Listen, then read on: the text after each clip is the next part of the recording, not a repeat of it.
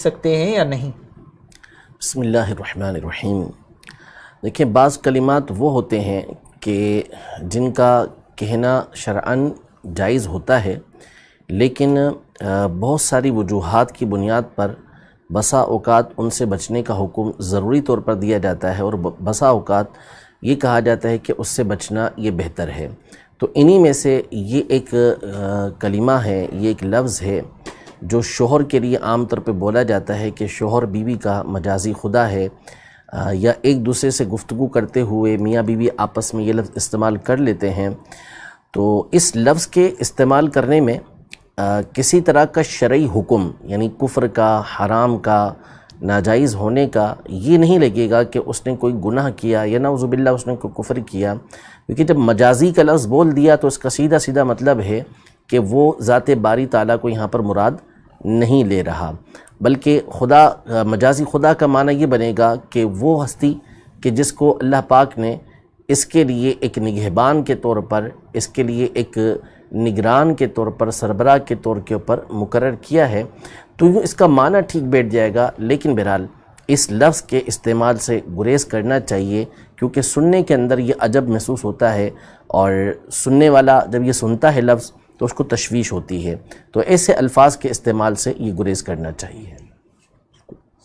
بلال احمد بھائی ہیں، فیس بک پر لائیو دیکھ رہے ہیں اور سوال پوچھ رہے ہیں کہ کون سے ایسے جانور ہیں جن سے مزدوری ہم کروا سکتے ہیں،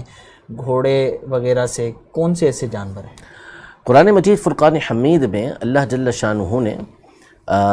انسان کے لیے جانوروں کو بنانے کی حکمت بیان کی، سورہ نحل کے اندر بھی بیان کی، سورہ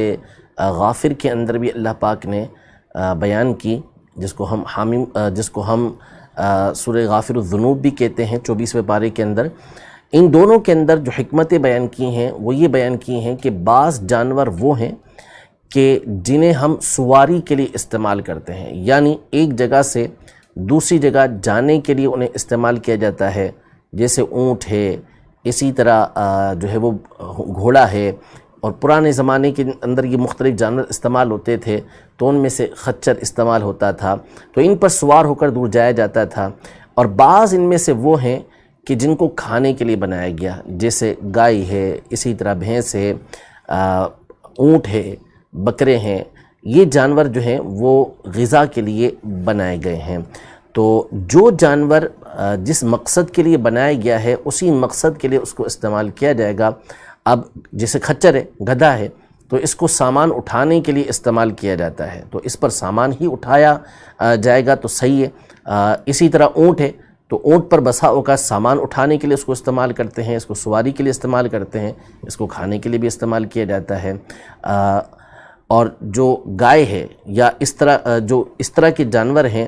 تو ان کو بار برداری کے لیے استعمال نہیں کیا جاتا، یعنی ان کو بوجھ اٹھانے کے لیے یا ان پر سواری کرنے کے لیے ان کو استعمال نہیں کیا جاتا، یہ کھیتی باڑی وغیرہ کے کام آتی ہیں۔ اور ایسی روایات بھی موجود ہیں، احادیث بھی موجود ہیں کہ انہوں نے باقاعدہ انسانی زبان میں کلام کیا کہ ہم اس مقصد کے لیے پیدا نہیں کیے گئے کہ ہمارے پر سواری کی جائے۔ تو جو جانور جس مقصد کے لیے پیدا کیا گیا ہے اسی مقصد کے لیے اس کو استعمال کیا جائے گا۔ حتیٰ کہ آپ یہاں تک غور فرمائیں، ہماری شریعت اسلامیہ کا حسن کیسا ہے، خوبصورتی کیسی ہے کہ نبی پاک صلی اللہ تعالیٰ علیہ وآلہ وسلم نے جانور کی پیٹھ کو منبر بنانے سے منع فرمایا۔ اس کا مطلب یہ ہے، مجلس بنانے سے منع فرمایا کہ جیسے اس زمانے کے اندر سفر ہو رہا ہے، گھوڑے پر سفر کر رہے ہیں، تو اب سفر کرتے کرتے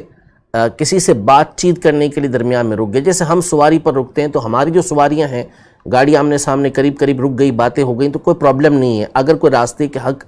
تلف نہیں ہو رہے تو۔ موٹر سائیکل بعضوں کا سائیڈ پر روک کے موٹر سائیکل پہ بیٹھ کے گفتگو کرتے ہیں، تو ظاہر ہے کہ موٹر سائیکل کو تو کسی طرح کا کوئی تکلیف یہاں پر نہیں ہے۔ لیکن اگر آپ گھوڑے پر بیٹھے ہوئے تو گھوڑے کا مقصد تھا کہ اس پر سواری کر کے آپ کسی اور جگہ پر پہنچیں، لیکن راستے میں رکے ہوئے ہیں، گفتگو کے لیے اب اس کے اوپر بیٹھ گئے، تو اس سے نبی پاک صلی اللہ علیہ وسلم نے منع فرمایا۔ یہ اس کے حقوق کو بیان کیا کہ بغیر کسی وجہ کے ہم اس طرح اس کو اپنی نشست کا نہ بنا لیں، جس مقصد کے لیے اس کو پیدا کیا گیا ہے اسی میں اس کو استعمال کریں۔ جزاک اللہ مفتی صاحب. یوٹیوب پر بھی کافی سارے ناظرین سن رہے ہیں، دیکھ رہے ہیں. یوٹیوب سے سوال ہے حضور کہ قرآن پاک کو بھول جانے کی جو وعیدیں آئی ہیں قرآن و حدیث کے اندر،